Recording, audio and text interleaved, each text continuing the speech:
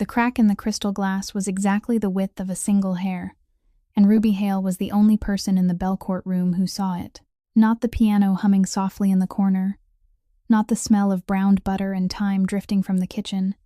not the first snow of the season settling against the Beacon Hill windows, just a crack so faint it was nearly invisible, one that 20 other people had picked up and set back down without ever noticing. Ruby noticed the things everyone else missed, because that's how a 26-year-old woman, orphaned, young, and working 2 shifts a day to support a little brother with a heart condition, had learned to survive, see everything, and never be allowed to speak. In the frayed pocket of her apron, she kept a linen handkerchief embroidered with the letter R,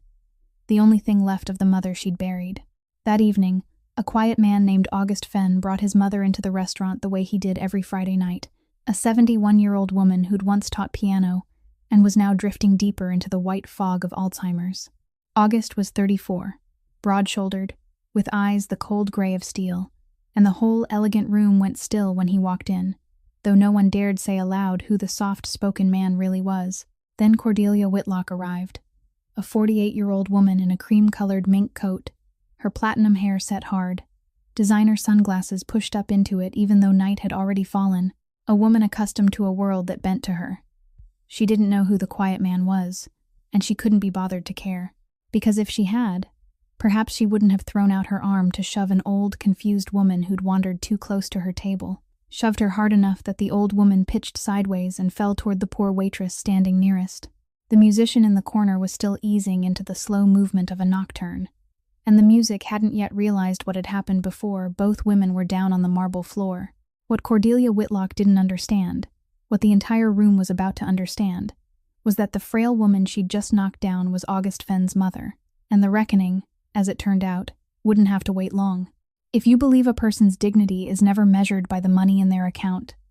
hit like and share this story with someone who needs to hear it tonight. Subscribe and turn on notifications so you never miss the stories that touch the heart each week. Now settle in and get comfortable, because the story's only just beginning. 6 hours before that granite floor witnessed what no one could have foreseen.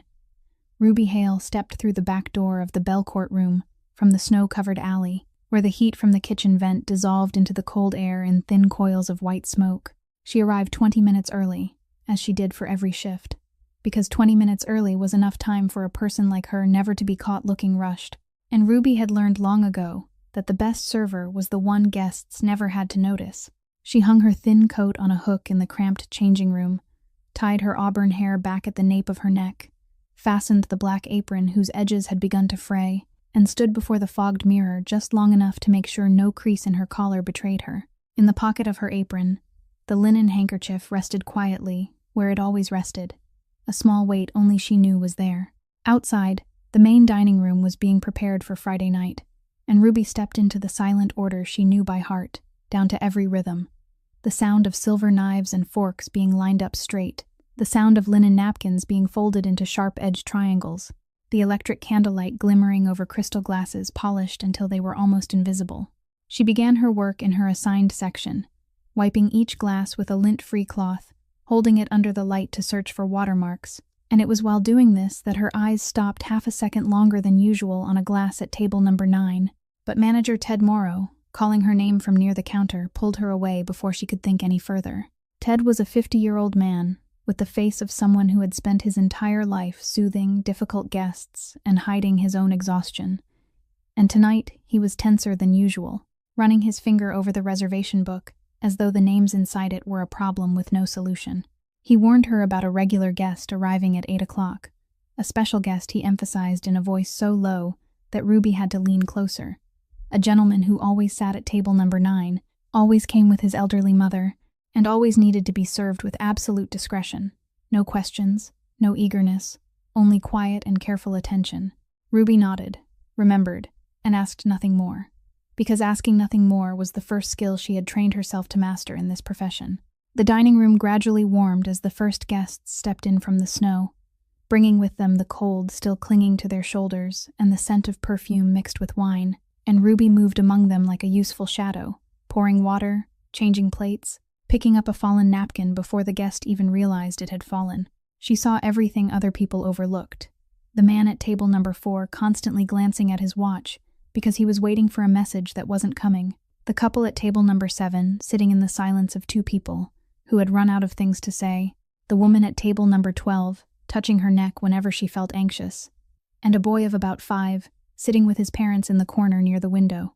drawing invisible circles on the tabletop with one tiny finger. Ruby registered all of it without trying, because observation, for her, wasn't a choice but a habit buried deep,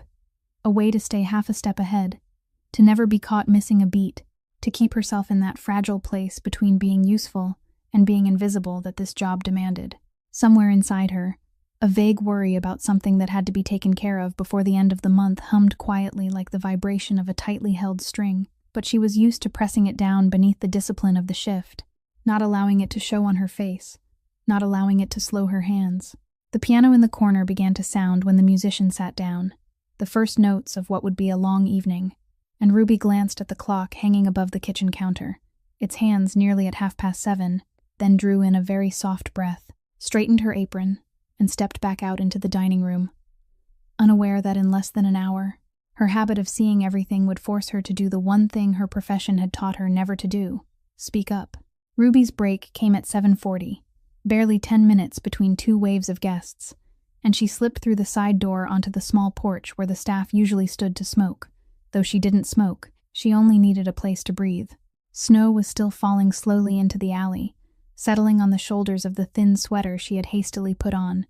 and she pulled her phone from her apron pocket, tapping a number she knew better than her own name. The phone rang twice before a child's voice sounded on the other end, a little hoarse, a little tired, but still trying to sound cheerful, in the way only children forced to grow up too soon know how to pretend, and Ruby immediately felt the knot in her chest loosen a little. Eli had just turned 12 that past autumn. Although he was more than 300 kilometers away in the small house in Vermont, where their elderly aunt looked after him, his voice could still pull Ruby back to the only feeling that resembled home she had left. She asked whether he had eaten dinner, whether he had taken his medicine on time, whether he had felt tired climbing the stairs today, and he answered each question one by one, in the tone of someone far too used to being asked them, then steered the conversation toward the stray cat that had been wandering near the porch, toward the math homework he had managed to do by himself without anyone's help, toward the promise that he would behave and wouldn't make their aunt worry. Ruby leaned back against the cold brick wall, smiling to herself in the dark, and in that moment, she let memory slide back to the afternoon 2 years earlier, when everything changed, when their mother, a thin woman whose hands had always been warm no matter how brutal the winter became, had held Ruby's hand for the last time and told her in a breath already too weak that no matter what happened, she had to hold on to the boy, because they had only each other left. That mother had not left much behind. No money, no house of any worth, only a linen handkerchief she had embroidered with the letter R in the corner many years before, when her eyes could still see the path of the needle clearly, and she had pressed it into Ruby's palm, as though passing on a promise rather than an object. Since that day, the handkerchief had never left her. It lay in her apron pocket through all those long shifts, a small piece of cloth carrying the warmth of a hand that was no longer there, and every time Ruby's fingers accidentally brushed against it while she was rushing between tables, she remembered why she was standing here, why she bowed her head and endured, why she accepted being an invisible shadow in a room full of people who would never look at her twice. Eli was the reason, the only reason, and the whole reason, and everything Ruby did flowed back to that one point, the way every stream finds its riverbed. She told her brother she would try to visit during the coming break, that she was saving so he could see a better doctor in the city, and her voice softened on that last sentence, not because she wanted to hide it, but because there were things an older sister didn't want her little brother to hear the worry inside. She didn't hear the side door open softly behind her,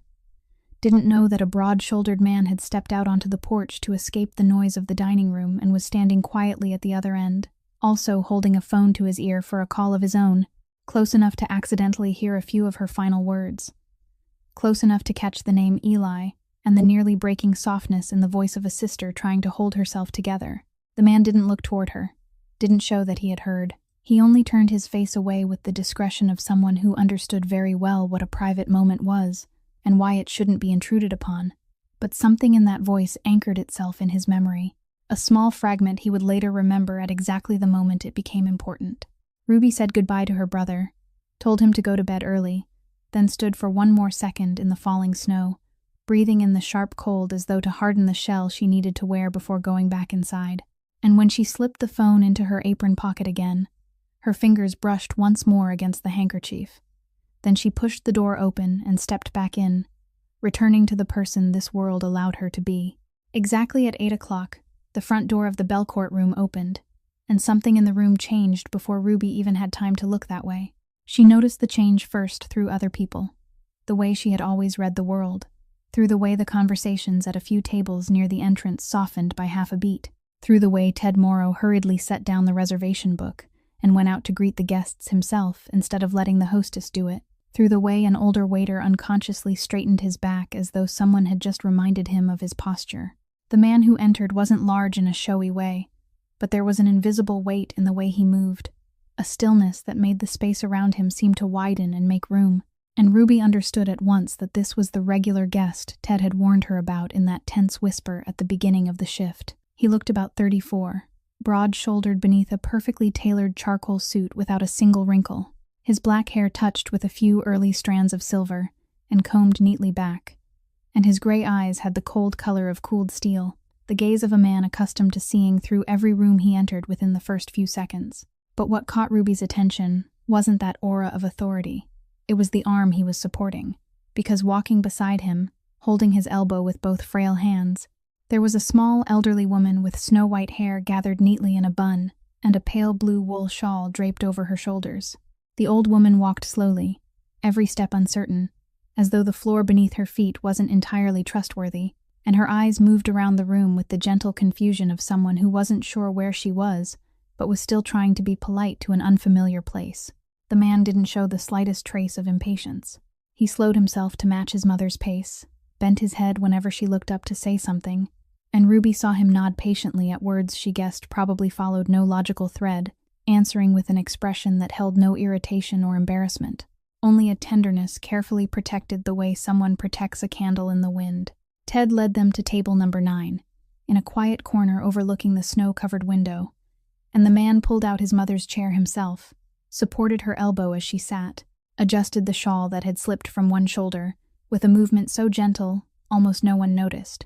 and only then did he sit down in the chair across from her. The whole room seemed to return to its normal rhythm, the sound of knives and forks, soft laughter, the piano murmuring in the corner, but Ruby could still feel a thin layer of tension lingering in the air. The way people sat a little straighter, lowered their voices a little more near table number 9, as if everyone silently understood something about that man without anyone daring to say it aloud. A formless kind of caution settling over the dining room like mist. Ruby didn't know who he was, and by professional instinct, she didn't allow herself to be curious, but she couldn't help noticing the way the old woman suddenly reached across the table and took her son's hand, gripping it with a flash of panic like a lost child, and the way the man immediately placed his other hand over hers, sheltering her trembling fingers,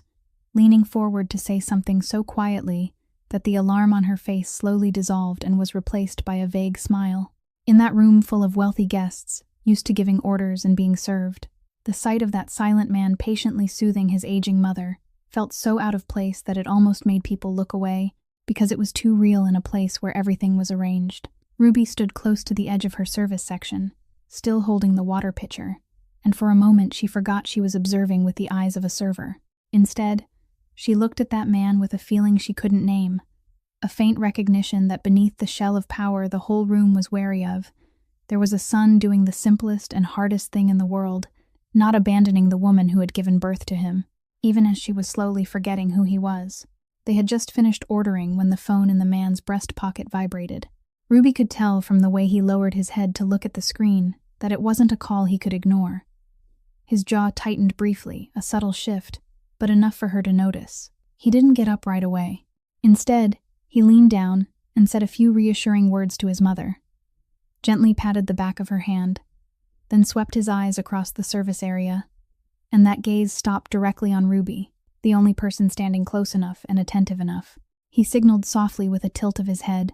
and when she stepped over, he rose, lowered his voice very low, and spoke to her with a kind of courtesy she didn't often encounter in powerful guests, saying that he had to step into the lobby to take an important phone call for a few minutes. that his mother sometimes became confused when left alone in a crowded place, and asking whether she could keep an eye on her for him until he returned. Ruby nodded, said she would be glad to, and she noticed a flicker of hesitation in his eyes, as though asking a stranger to watch over the most precious thing he had was something he wasn't used to doing and didn't do lightly. But then he nodded his thanks with the slightest bow of his head and walked quickly toward the outer lobby. Ruby pulled an empty chair a little closer to table number 9, not sitting down because that wouldn't be proper, but standing quietly beside it within reach, and the old woman lifted her head to look at her with cloudy, questioning eyes, then asked in a trembling voice where her son had gone, whether he would come back. Ruby bent down to meet her at eye level, smiled very gently, and said that her son had only stepped out for a little while. He would be right back, and for now she should just sit there comfortably, because Ruby was here with her. Something in Ruby's soft, unhurried voice seemed to reach the old woman, because the fingers that had been clutching the edge of the tablecloth slowly loosened, and she nodded like a child who had been soothed, then looked at Ruby intently for a long while before saying that Ruby had hands like someone she had once known, though she couldn't remember who it was. Ruby didn't correct her, didn't press her with questions, only poured a little more warm water into her glass and set it exactly where her hand could reach it easily, the kind of quiet care she had given 1,000 times to 1,000 guests, though this time there was something more in it, something that wasn't duty, but something close to compassion. Meanwhile, out in the lobby, the man stood with his back turned to the dining room, the phone pressed to his ear, and he didn't know that the place where he was standing was where, only minutes earlier, a young woman had spoken to her younger brother in the falling snow, and he had not yet connected in his mind that the server watching over his mother now was the same soft voice mentioning the name Eli that he had accidentally heard before, a fragment still lying loose in his memory, not yet fitting anywhere, but already there. Back at table number 9, something unexpected happened, because the musician in the corner had just shifted into a new melody, an old piece, slow and gentle, and the moment the first notes trembled through the air, the old woman's face changed completely. The confusion dissolved like mist meeting sunlight. Her cloudy eyes suddenly brightened with a light Ruby had not yet seen in her, and she sat up straighter, her head tilting slightly toward the music like a flower turning toward the source of light, her lips moving faintly with each note, as though she knew that song down to its every breath. Ruby followed her gaze toward the piano in the corner, and she couldn't help wondering who this small woman, now slowly forgetting even her son's face, had once been, what kind of life she had lived before that white fog began to carry her away. And in that moment, without knowing it, Ruby crossed the invisible line between a server and a human being who was simply caring about another human being. The old woman kept following the sound of the piano for a long while. Then she turned to Ruby and said, in a voice that was suddenly so clear and coherent it surprised her, that it was a nocturne, and that the musician was playing the middle passage a little too quickly, the place where each note should have been allowed to ring on its own before being released into the next. Ruby asked softly whether she knew music,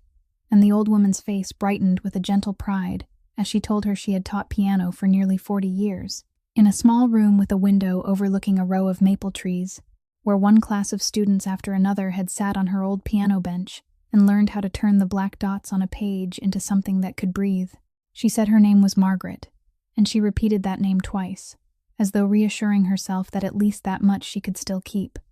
Then she told Ruby, sometimes clearly and sometimes in broken fragments, about afternoons when sunlight slanted through the window and rested on the keys, about the smell of wood and polishing wax, about the way a timid child could sit down full of fear and stand up after 1 hour with entirely different eyes. Ruby listened without interrupting, without hurrying to pull her back into reality the way many people did with people like her, only nodding and asking the right questions at the right moments, because she understood by instinct that what the old woman needed wasn't to be corrected, but to be heard as a person whose dignity was still whole. Then, in the middle of that stream of memory, Margaret's eyes suddenly stopped on some distant point beyond the snow-covered window, and her voice sank as she said she had once taught piano to a little girl with tiny fingers, and a heart too large for her small body, a little girl she had loved more than all her other students put together, a daughter she had never stopped missing for even a single day. She didn't say clearly what had happened, and Ruby didn't ask, because there are silences in a person's story that you understand you shouldn't step into, and the old woman only added that the little girl had gone far away from her a very long time ago. So long ago that sometimes she wondered whether she still remembered that face correctly, or whether memory had begun redrawing it with the features she wished to see. There was a sorrow in her voice so deep it reached beyond even the fog of illness, as though this was one of the last things the disease had not yet been able to take from her. A mark carved too deeply to be erased, and Ruby felt her throat tighten, because she recognized in this stranger's longing something that echoed her own loss, the empty space a beloved person leaves behind that is never truly filled. She reached out and rested her hand lightly on Margaret's wrinkled one, saying nothing, because sometimes no words are enough, and a shared silence says more. And the old woman turned back to look at her, her eyes wet with tears while her mouth still smiled. Then she gave Ruby's hand a gentle squeeze, and said she was a kind girl, that not everyone would sit and listen to a foolish old woman telling stories. Ruby shook her head and said she wasn't foolish at all, that she was simply carrying an entire life inside her, one not everyone was lucky enough to have lived, and those words seemed to touch some very deep place in Margaret, because she closed her eyes for a moment as if to keep them safe. The piano was still murmuring in the corner,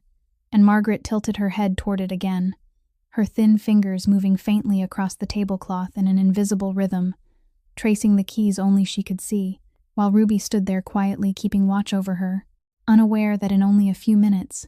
this fragile piece would be torn open by someone who had never learned how to look at other people as human beings. That piece began to crack from the front door, where a rush of cold air swept in together, with a shrill voice that had already risen before its owner had even fully stepped into the dining room, a voice made not for conversation but for command, for forcing an entire room to turn and look. The woman entered as though this restaurant had been built solely to await her arrival. Wrapped in an expensive cream-colored mink coat, her platinum blonde hair set into stiff curls without a single strand out of place, designer sunglasses still perched carelessly on top of her head, though night had long since fallen outside and the snow was coming down, a small detail that said everything about a person more accustomed to displaying herself than to seeing clearly. Her name was Cordelia Whitlock, though no one in the room knew it yet, and she brushed the young hostess aside with a flick of her hand as if shooing away a fly, her eyes sweeping over the dining room with the possessive look of someone who had come to inspect her own property. Ted Morrow hurried out to greet her, wearing the professional smile polished by years of practice. But that smile hadn't even fully formed before Cordelia cut him off, declaring that she had reserved a table by the window, a specific table she had made very clear over the phone, not some little corner where people intended to shove her. Ted gently explained that the window table she meant was already occupied, but he would be very happy to arrange another table for her that was just as lovely, and no sooner had he finished than Cordelia let out a cold little scoff, saying she didn't care who was sitting there, that the other guest should be moved somewhere else, because she had been a regular at the finest establishments in the city, since before this ordinary little restaurant had even opened its doors. The dining room sank into that particular kind of silence belonging to people trying their hardest not to be pulled in, guests lowering their eyes to their plates, dropping their voices, pretending not to hear, because no one wanted to become the next target of a rage that had no reason. Ted still managed to keep his composure, leading her to a fine table near the middle of the room. But as soon as Cordelia sat down, she complained that the table was too close to the aisle, then that the lighting was too dim. Then, when the server poured her a taste of wine according to the proper ritual, she swirled the glass, took a sip, grimaced, and announced that this was undrinkable, that it had either gone bad or been stored at the wrong temperature, then pushed the glass away with disgust, as though someone had dared insult her refined taste. The young server stammered an apology and promised to bring another bottle, but that didn't satisfy Cordelia either, because satisfaction had never been what she was truly searching for. What she wanted was the feeling of making other people submit, of seeing them bend, and each apology only made her press farther. When Ted returned to the table to try to soothe the situation once more, Cordelia leaned back in her chair, crossed her arms over her chest, and lowered her voice by a degree that made it more dangerous than when she had been shouting, telling him he should be careful about how he treated her, because she knew people who could have this restaurant shut down with a single phone call, that her husband sat at tables with the people who owned half the city's financial district, and that she would remember his face, remember it very clearly. Ted went a little pale, but he still bowed his head politely and stepped back, because he was an employee, and employees understood very well the cost of talking back to a guest who could truly cause trouble, and that forced restraint of his only confirmed in Cordelia's eyes that she was right, that the world operated the way she wanted it to, that money and connections were the shield that meant she would never have to suffer consequences for anything she did. From the corner of the room, Ruby stood beside table number 9 and watched all of it, with a vague unease rising in her chest. The instinct of someone used to reading storms before they broke, and she instinctively shifted a little closer to Margaret, as though wanting to use her own body to shield the old woman from something she couldn't yet name, but could already feel drawing very near. At the table in the corner near the window, the young couple with a little boy of about 5 had exchanged a quiet look, the kind of look parents use to speak to each other without words, saying it was time to go, and the mother gently folded her napkin, bent down, and whispered to her son that the two of them would wait out in the lobby while his father paid the bill, where there was a warm fireplace and his grandmother would be calling. The boy obediently slipped down from his chair, took his mother's hand, and she led him quickly toward the outer lobby, away from the tension rising in the dining room, a tension her mother's instinct had sensed even before it had time to erupt into anything, because there are things adults are forced to witness, but a child shouldn't have to. The father lingered a little longer to finish the meal before following them,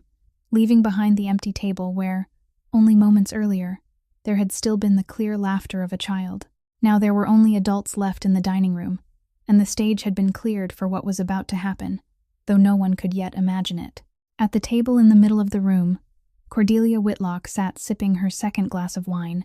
which she still judged as acceptable but not good, and if anyone had been patient enough to look through that arrogant shell, they might have seen something more pitiful than hateful. Cordelia had grown up in a family that had once been wealthy, part of the old upper class of the region, raised by people who believed a person's worth was measured by bloodline and property, and from childhood she had been taught that there were two kinds of people in the world, those who gave orders and those who obeyed, and that her duty was never to fall into the second kind. She had married a powerful man in finance not because of love, but because it was expected, and through all the years that followed, she had learned to fill the widening emptiness inside herself with things that could be bought: fur coats, lavish vacations, dinners in places where people had to say her name with respect. But deep underneath, there was a truth even Cordelia didn't dare face, that no one in her glittering world truly liked her, that the people surrounding her only surrounded her husband's name and wallet, and the obedience she demanded from servers, employees, and those she considered beneath her was the only thing that still made her feel she had any real power in a life she had never truly chosen for herself. She despised working people not because they had done anything wrong, but because their existence reminded her of the thing she feared most, that if money and status were stripped away from her, she would be no different from them, a bare human being with nothing to cling to, and that fear had turned into cruelty, because being cruel to those weaker than oneself is the easiest way for an empty person to convince herself she is still powerful. Tonight, sitting in this unfamiliar restaurant while her husband was somewhere in a late meeting and would only arrive later, Cordelia felt an unpleasant restlessness rising inside her that she couldn't understand, a feeling of being overlooked, of not being treated as her rank deserved, and she swept her eyes around the dining room in search of something to pour that feeling onto, a target, an excuse. Her gaze passed over the guests, deliberately avoiding looking at her, passed over the server standing tucked away in a far corner, and then stopped at table number 9, where a silver-haired old woman sat alone, her head tilted toward the music with a look of confusion. And inside Cordelia's mind, something small and poisonous began to take shape, though she herself had not yet realized she was preparing to do something that could never be taken back. At that very moment, Ted Morrow signaled to Ruby from the other side of the room, where a group of guests had just ordered more dishes and needed to be served immediately, and Ruby hesitated for a brief second, glancing at Margaret sitting peacefully with her head tilted toward the music, then told herself she would only be gone for 1 minute, that the old woman was calm and safe, and that she would come right back. She moved quickly to the other table, both hands carrying a tray, bending to set each plate down with practiced skill, but all the while part of her mind remained at table number 9, that habit of keeping watch already rooted in her blood. And that was why, when she happened to glance toward the corner of the room, her heart suddenly dropped. Table number 9 was empty. In the brief moment Ruby had turned her back, the piano in the corner had drifted into another melody, a piece of music that seemed to Margaret like a summons from the past, and the old woman had slowly risen from her chair, her cloudy eyes now filled with a strange certainty that she was in her old music room, that the music was being played by a student waiting for her instruction. She felt her way along the backs of chairs, taking hesitant but purposeful steps toward the piano in the corner. And that path led her past the table in the middle of the room where Cordelia Whitlock was sitting. And as she moved, Margaret's thin hand reached out for balance and accidentally brushed against the shoulder of the cream-colored mink coat. A light, trembling, completely harmless touch from an elderly woman trying not to fall. Cordelia whipped around as though she had been burned, her face twisting with disgust as she saw the silver-haired old woman standing unsteadily beside her, her bewildered eyes unaware that she had disturbed anyone. Not a flicker of compassion, not a second of hesitation to wonder whether the aging woman in front of her was all right, whether she needed help. Cordelia saw only an invasion of her space, something she considered filthy, daring to touch her expensive coat, and she unleashed a stream of cruel words in that shrill voice, loud enough for the whole corner of the room to hear. She said that people were letting this kind of person wander around now, that a respectable restaurant shouldn't allow senile old things who no longer knew where they were to roam freely among decent guests, that perhaps this old woman ought to be locked away somewhere instead of forcing Cordelia to endure being disturbed during her dinner. Margaret stood there, receiving all those words without fully understanding them, but she understood the tone, the harshness and contempt in its sound, and the old woman's face began to change, the vague joy of the music room fading away, replaced by the frightened confusion of a child being scolded without knowing what she had done wrong. Her lips trembling, her eyes beginning to fill with tears, she staggered back one step, her mouth stammering a wordless apology, her hands fumbling for something to hold on to. And her confused panic only irritated Cordelia further, because for a person like her, another person's weakness did not awaken pity, only disgust. From the other side of the room, Ruby had seen everything in a single instant, the tray in her hands nearly slipping as she realized table number 9 was empty, and Margaret was standing alone in the middle of the room, under the hail of vicious words from the woman in the mink coat, and fear mixed with guilt rose in her until she could hardly breathe, because she had promised the son she would watch over his mother. And in just one careless minute, everything had turned into this. She hurriedly set the tray down on the nearest table and rushed toward the middle of the room, weaving between chairs, her heart pounding, and she stepped in between Margaret and Cordelia, one hand taking the old woman's trembling elbow to keep her from falling, then lifted her eyes to face Cordelia. And in the gentle but firm voice she was trying so hard to keep calm, she asked the woman to please settle down, that this was only a misunderstanding, that the old woman had meant no harm at all. Cordelia slowly turned to look at her, cold eyes sweeping from the fraying black apron up to Ruby's face, and a scornful smile slowly appeared on her lips. That scornful smile said everything before Cordelia even opened her mouth, because it was the smile of someone who had just found a new and more fitting target for her rage, someone even lower than the old woman on the ladder she had built inside her own mind. She asked Ruby, in a drawn-out voice full of mockery, since when did a little serving girl have the right to lecture her on how to behave? Who did Ruby think she was to dare interfere? That a waitress's job was to pour water and clear plates, not open her mouth and meddle in the affairs of people from a class she would never reach in her entire life. Ruby felt those words strike her like lashes, and something hot rose in her throat, the instinct to answer back, to defend herself, but she swallowed it down, the way she had swallowed things down 1,000 times throughout all the years she had done this work, because she understood that in this room, in this world, a person wearing a black apron who argued with a person wearing a mink coat would always be the one in the wrong, no matter what the truth was. She didn't argue, didn't raise her voice. She only stood upright, one hand still supporting Margaret's trembling elbow as the old woman pressed close to her, and she said in a soft voice that did not tremble that she was very sorry if she had disturbed the lady, that she had meant no disrespect, but this elderly woman was frightened and needed help, and her job, just as the lady had said, was to care for the guests in this restaurant, including the guest standing here. That calm reply seemed to make Cordelia even angrier, because she had expected fear, shrinking, submission to satisfy her, and instead she received a quiet dignity that money couldn't buy and power couldn't break, and that drove her mad. She stepped forward, lowering her voice into something poisonous and whispering, saying that people like Ruby were born to serve and would die serving, that she had nothing, was no one, only a nameless shadow no one would remember tomorrow, while one phone call from Cordelia could cost her this job tonight and make sure no respectable restaurant in this city ever dared hire her again. Ruby heard every word, and she had to admit that they touched a very real fear inside her, because she had nothing to support her if she lost this job, no safety net, no one behind her to fall back on, and for one moment that fear almost made her step away. But then she felt Margaret's frail hand tightening around her arm,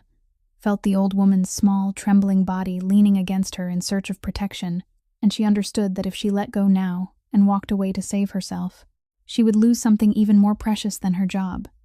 something her mother had handed down to her along with the handkerchief embroidered with the letter R, the self-respect of a human being brave enough to stand on the side of what was right, even when it came at a cost. She didn't move,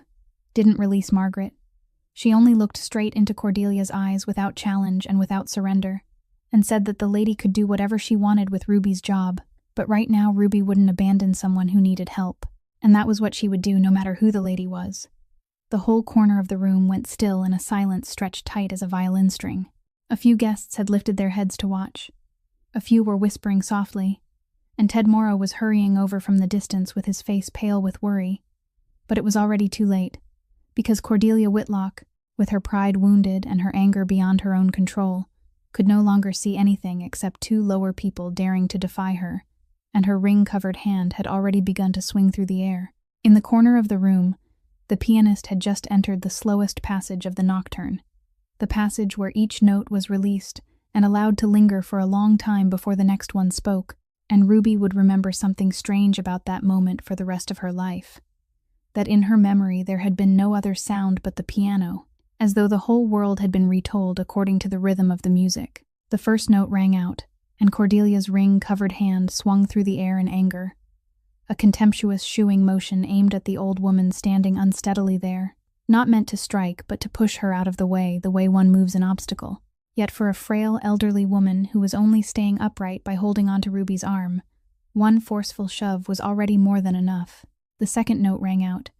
and Ruby felt Margaret's small body sway beneath that push, felt the hand clinging to her suddenly slip from her arm as the old woman lost her balance and began falling backward toward the cold, hard granite floor, and in that split second, everything inside Ruby narrowed into a single instinct, an instinct older than fear. The third note rang out, and Ruby had already thrown herself forward, without one instant of calculation, without 1 second of thought, almost hurling her whole body down so she could slip between the old woman's fragile back and the hard stone floor, wrapping both arms around Margaret and twisting herself so that her own back and shoulder would hit the floor first, so her body would become the cushion, shielding the little woman she had promised to watch over. The fourth note rang out, gentle and tender, as though the music still had no idea what had just happened in the room, still murmuring its own story about some beautiful sorrow, and by then, both women were on the granite floor, Ruby underneath with Margaret's whole body held tight in her arms, supported, protected, almost untouched by the floor. The impact drove into Ruby's shoulder and hip, a sharp burst of pain spreading along her spine, but she didn't loosen her hold, didn't release the woman she was holding, because the only thing she thought about in that moment wasn't her own pain, but whether the old woman was all right. The room broke open from its silence, and Ruby felt it more than heard it, through the shadows of people springing up from their chairs, through someone crying out in horror, through an elderly diner lifting a hand to cover his mouth, through Ted Morrow's ashen face as he rushed toward them, through the way the space around her suddenly filled with panicked motion. She didn't see all of it because her eyes were fixed entirely on Margaret's face, so close above her own, and what she read there made her heart tighten, because the old woman's eyes were wide with terror and disorientation, her lips trembling violently, her whole body shaking in Ruby's arms like a leaf in a storm. Ruby forced her voice to soften as much as she could, whispering into the old woman's ear that she was safe now, that Ruby was here with her, that it was all right, repeating the words again and again like a spell while trying to push herself up and still keep the old woman's body cradled with care. Above them, Cordelia Whitlock stood frozen for a moment, the hand she had swung still hovering in the air, and across her face passed an expression perhaps even she did not recognize, not quite remorse, but the stunned instant of a person who had just done something whose consequences even she hadn't foreseen, before the familiar shell of arrogance immediately rose again to hide it. But the entire room had seen it. Dozens of pairs of eyes had witnessed it, and the air thickened in that suspended moment between what had just happened and what was about to come, the moment before the real storm came crashing down. Ruby finally managed to push herself upright on the cold stone floor, her back braced against the leg of a table, and she pulled Margaret into her lap, holding the trembling old woman as though she were holding a child. One hand supporting the back of her neck, the other wrapped around the thin shoulders, shaking in waves. She couldn't clearly hear what was happening around her, because her ears were still ringing from the fall, but she could read all of it on the faces surrounding them, the way the entire room retold its horror to her in the language of expressions. The elderly diner at the next table was still standing, rooted in place with one hand over his mouth, his eyes wide and unblinking. A woman farther away had turned her face completely aside, unable to bear the sight, her shoulders trembling. Ted Morrow dropped to his knees beside them, his lips moving again and again with words Ruby could only dimly catch, his face white as paper, his hands hovering helplessly, not knowing where to place themselves. The pianist in the corner had stopped playing without anyone noticing when, his fingers still suspended above the keys, and the sudden silence after the music died felt heavier than any scream. And then, in the middle of that frozen scene, Margaret suddenly clutched the front of Ruby's uniform with both hands, lifted her tear-soaked face to look at her, and from the old woman's trembling lips came a name, a daughter's name called with all the desperation and love of a heart that had carried that longing through an entire lifetime. She called that name again, and then again, and she pressed her face into Ruby's shoulder, confusing the girl holding her with a figure from the distant past, the daughter she had never stopped missing for even one day, the daughter who had gone far away from her long ago and left inside her a hollow space that even the cruel disease erasing everything else from her mind couldn't erase. She whispered that she had been looking for her for so long that she thought she had lost her, that she mustn't leave her mother again, and every word cut into Ruby's heart like a blade, because she understood that she was standing in a sacred and painful place inside the soul of a stranger, a place money couldn't buy, power couldn't touch, a place where only the barest grief of motherhood lived. Ruby didn't correct her, didn't say she was mistaken, because in that moment it no longer mattered, and instead she held her tighter, laid one hand on her silver hair, and stroked it softly the way someone soothes a child, whispering into her ear that she had found her now, that everything was all right, that she wasn't alone anymore. She allowed the old woman to believe what she needed to believe, allowed her to cling to the warmth of human arms in the moment she needed it most. And Ruby's own tears began to fall without her even realizing it, sinking into the silver hair of the woman sobbing in her lap. The guests who witnessed that scene, adults long accustomed to hiding their feelings in public, could no longer keep their composure. Some quietly wiped the corners of their eyes, some turned away and swallowed hard, because what stood before them was no longer a noisy altercation, but something so naked and holy it made them feel small, the image of a poor girl in a black apron holding a confused, wealthy old woman in her arms, giving her something all the riches in the world couldn't buy, the feeling of being seen as a human being, of being comforted, of being loved without condition in the weakest moment of her life. And at the edge of that scene, no one noticed that the broad-shouldered man, who had just stepped back in from the outer lobby, had frozen at the dining room threshold,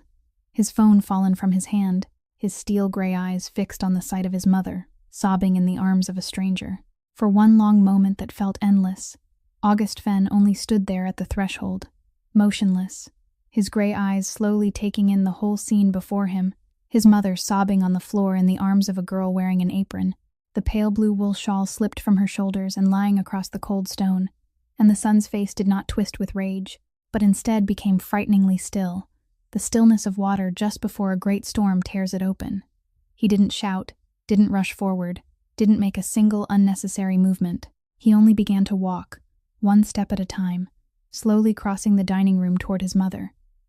And it was precisely that calm slowness that sent a chill down the spine of the whole room more than any roar could have done, because there was a force radiating from him in that moment that made everyone who met his eyes instinctively step back or lower their head. Ted Morrow was the first to look up and see him, and the manager's reaction said everything, because his already pale face now went so white there was no color left in it, and he sprang up, stammering Mr. Fenn's name in the voice of a man who had just realized disaster had climbed to an entirely different level. And the way Ted bent his body in a bow, the way his hands shook, sent a wave of recognition spreading through the surrounding tables. A middle-aged man seated nearby, who until then had been trying to maintain an air of indifference, suddenly went pale when he clearly saw August's face. and he hurriedly tugged at his wife's sleeve, leaning close to whisper something in her ear that made her immediately lift a hand to cover her mouth and look at August with both astonishment and fear. That whisper began passing from table to table, like an underground ripple. Names carried in voices so low they were almost soundless, quick glances flicking toward the silent man, and then hurrying away again as though afraid of being caught looking. And though no one said aloud who he was, that identity had already filled the thick air of the room like an unmistakable scent. The name of a man people in this city mentioned only with fearful respect, a man who stood at the head of forces operating in the shadows, a man even the wealthiest and most powerful did not want as an enemy. Ruby, still sitting on the floor with Margaret in her arms, felt the room change before she understood the reason,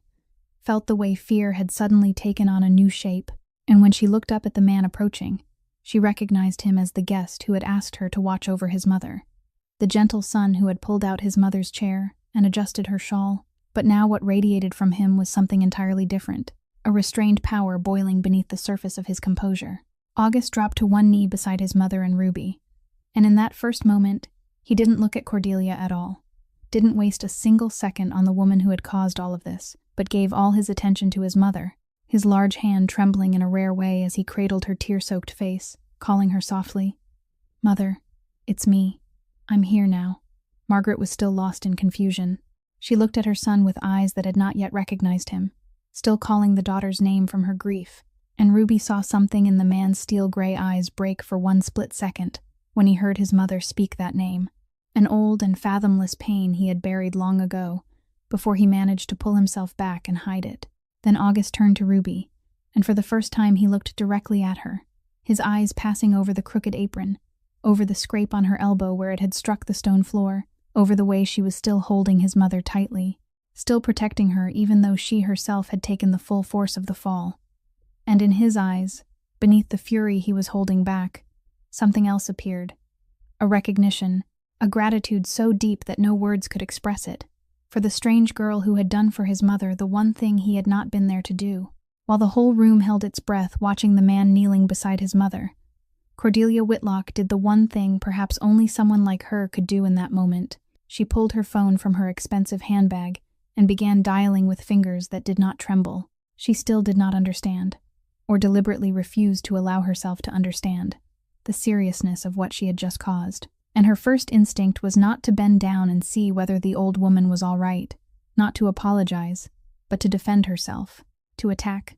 to immediately raise the familiar wall of money and lawyers she had hidden behind all her life. She pressed the phone to her ear, and in the sharp, cold voice that had regained its control, she told someone on the other end to call her lawyer at once, that there had been an incident at the restaurant, and some senile old woman had thrown herself at her and fallen, that the staff here were trying to blame her,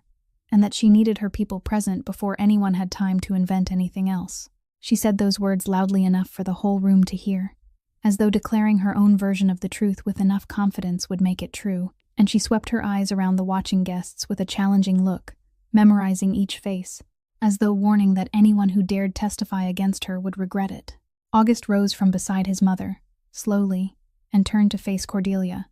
and his silence in that moment was so heavy that even Cordelia, who had never known how to fear anyone, stopped short in the middle of her sentence. He did not move toward her in a threatening way, did not clench his fists, did not raise his voice. He only stood there with his steel-colored eyes fixed directly on her, and when he spoke, his voice was low and even, but every word fell through the silent room, like stones dropping into a still lake. He told her that the woman on the floor was his mother, and he said it not as a threat but as a simple truth.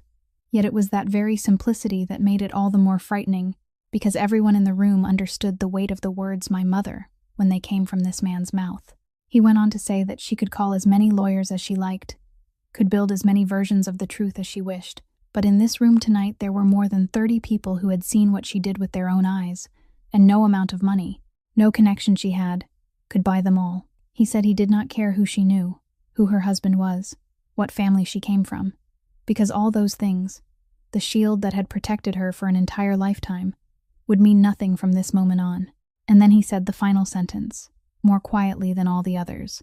that she should remember very carefully the face of the woman in the apron who had caught his mother, because that girl had just done the decent thing that all of Cordelia's fortune could never buy, and that was the difference between the two of them. a difference she would have to live with for the rest of her life. Cordelia opened her mouth to answer, the arrogance inside her still refusing to yield, and she stammered something about suing this entire restaurant, about no one having the right to speak to her in that tone, but her voice had lost its old power, and the words fell weak and out of place into the room, no longer frightening anyone. The whole room looked at her, and for the first time in a life accustomed to obedience, Cordelia Whitlock faced something she had never tasted before, the silent judgment in the eyes of dozens of people, not fearful respect, not submission, but quiet contempt for someone who had exposed the whole of who she was, and though she still held her head high, still gripped the phone in her hand like a final weapon, everyone could see that the ground beneath her feet had begun to crack. Not long after that, 2 Boston police officers stepped into the restaurant, bringing with them the cold air and the snowflakes still clinging to their shoulders. Because Ted Morrow had called them from the first moments, he realized the situation had gone beyond his ability to handle. They entered with professional calm, and after exchanging a few brief words with Ted, the pianist, and several nearby diners, their faces gradually grew more serious, because the story they heard from dozens of witnesses matched in every detail, with no contradiction a lawyer could exploit. One of the 2 officers walked over to Margaret, who had now been helped by Ruby and August into a chair, and had the wool shawl wrapped back around her shoulders, and he gently asked after her condition with the admirable tenderness of someone who understood that the person before him was a vulnerable victim who needed to be treated carefully. The other officer approached Cordelia, took out his notebook, and began informing her of what was being recorded, that multiple witnesses had described conduct that caused harm to an elderly person with an illness and a disturbance of public order, and that she would need to come with them to clarify the matter. Cordelia immediately flared up, her voice rising again into that shrill pitch, declaring that this was blatant slander, that she was the victim, that she would make everyone involved pay, and she kept repeating her lawyer's name like a spell. But the officers only wrote patiently and answered in calm voices that she had every right to a lawyer and could present all of that at the station. It was right in the middle of this that the restaurant door opened again, and a man in his 50s wearing a business suit stepped inside, snow covering his shoulders, his face marked by the fatigue of a late meeting, and his eyes searched the room until he saw Cordelia surrounded by the police. It was her husband, Mr. Whitlock, who had just received a frantic message and rushed over, and in the first instant, his face held the annoyed confusion of a powerful man accustomed to cleaning up the trouble his wife caused. But then, as he moved deeper into the dining room and truly saw the whole scene, saw the silver-haired old woman trembling in the chair with tears still in her eyes, saw the girl in the apron with a scrape on her arm standing beside her protectively, and especially when his gaze met the face of the man standing silently nearby, something inside him collapsed, because unlike his wife, Mr. Whitlock knew very well who August Fenn was, and he understood at once and completely the abyss his family had just fallen into. But what surprised the whole room was not the fear that appeared on his face. It was what he did next, because instead of rushing to defend his wife, instead of pulling out his phone to call a lawyer the way Cordelia had done, Mr. Whitlock slowly walked over to Margaret, and before everyone's stunned eyes, he lowered himself onto one knee on the stone floor right in front of the old woman, bringing himself down to her eye level, a wealthy man in an expensive suit kneeling on the restaurant floor. He spoke to Margaret in a choked and sincere voice, asking her to forgive what had happened to her that night, saying there were no words that could excuse it, that he was deeply, deeply sorry, and his eyes reddened as he said those words. Margaret looked at him with gentle bewilderment, perhaps not fully understanding what was happening, but she felt the tenderness in his voice, and she nodded faintly, reaching out with her wrinkled hand to pat his hand as though comforting him, and that gesture of unconditional forgiveness from the old woman made the grown man lower his head to hide his emotion. And so, in the same room, in the same moment, 2 people carrying the Whitlock name showed the whole world 2 completely opposite natures. A woman who had caused harm and did not know how to bow her head, and a man who had committed no wrong himself, yet was willing to kneel and ask forgiveness on behalf of the person he had bound his life to. After the police had taken Cordelia outside to complete the procedures, and the commotion gradually settled, August found Ruby, who had by then helped Margaret sit safely, and was quietly gathering up the broken pieces of the evening with hands that were still trembling slightly. He stood before her, and for the first time since that terrible moment, the frightening calm on his face had faded, giving way to something softer, almost the awkwardness of a man unused to owing anyone a debt of kindness. He thanked her in simple but sincere words, saying that she had done something he would never forget, that she had protected his mother when he had not been there, and then he offered to repay her, not with empty thanks, but with something that could truly change her life. He said he knew she was carrying heavy burdens, and when he said that, he paused briefly, because a loose piece from earlier had just clicked into place in his mind, the soft voice he had accidentally heard out in the lobby at the beginning of the evening, the name Eli, the way the girl had spoken about saving money so someone could see a better doctor. And now he understood that the girl who had caught his mother was also carrying another life on her shoulders. He said plainly that he was willing to take care of all the medical expenses for her younger brother, that to him it was only a small number, but to her it could be everything, and that he did not consider it charity, but the least he could do to repay a debt of gratitude. Ruby went still when she heard him mention Eli, because she had not known he had overheard her call, and for one moment the temptation of that offer nearly overwhelmed her, because it was exactly what she had longed for day and night, the burden she silently carried through every shift, the future of the little brother she loved more than her own life. But then she drew in a deep breath, lifted her head to look at him, and shook it gently but firmly, saying that she was deeply grateful for his kindness. But she couldn't accept it, because what she had done tonight had not been done in exchange for anything. And if she took his money, then the moment she held his mother would become a transaction, and she did not want that. She said she had caught the old woman not because she was the mother of a powerful man, but because she was a human being who needed help. And if Ruby accepted a reward for that, she would lose the very reason she had done it. August looked at her for a long while, and in his eyes appeared a respect that very few people in this world had ever received from him, because he was far too accustomed to a world where everyone had a price, where every kindness hid a calculation, and standing before him now was a poor girl with nothing in her hands, refusing the very thing that could save her life, just so she could preserve the purity of a single act of grace. He then asked her that if there was one thing she could wish for, what would it be? Ruby thought for a moment, and replied that her only desire was that when this incident was written down, when it was entered into the record and retold by others, please let people understand that his mother was not some senile old woman deserving to be shooed away the way that woman had said, but a whole human being, someone who had once taught piano, a mother who carried a lifetime of love in her heart, and that her illness was not something shameful. She said the final sentence very softly but clearly, that his mother's dignity wasn't her failing, and those words hung in the air between them like something sacred, making the powerful man who had once made the entire city lower its eyes, turn his face away for a moment to hide the sudden sting in his eyes. When the room had settled back into silence and the guests slowly found their breath again, something no one expected happened, because Margaret, who was still sitting on the chair in a daze, suddenly stood and took slow steps toward the piano in the corner, the place from which the music had been calling to her all evening like a whisper from the past. August started to follow and support his mother, but Ruby gently placed a hand on his arm and shook her head slightly, as if to say, "Let her go," and the son stopped, watching his mother with eyes full of both worry and hope. Margaret sat down on the piano bench, her wrinkled, trembling hands lifting and hovering above the ivory keys for a moment, as though even she wasn't sure she still remembered what to do. But then, when those fingertips touched the keys, a miracle took place, because the memory that illness had stolen from her almost completely had somehow remained hidden in a place deeper than ordinary remembrance, inside the very hands that had repeated these movements tens of thousands of times for nearly 40 years, and her hands began to glide across the keys without needing her to command them. A melody rose, hesitant in its first notes, and then growing clearer and more certain with each passing breath. An old song so beautiful it made the heart ache, and in that moment, the woman who was slowly being lost inside the white fog suddenly became entirely herself again, her back straightening,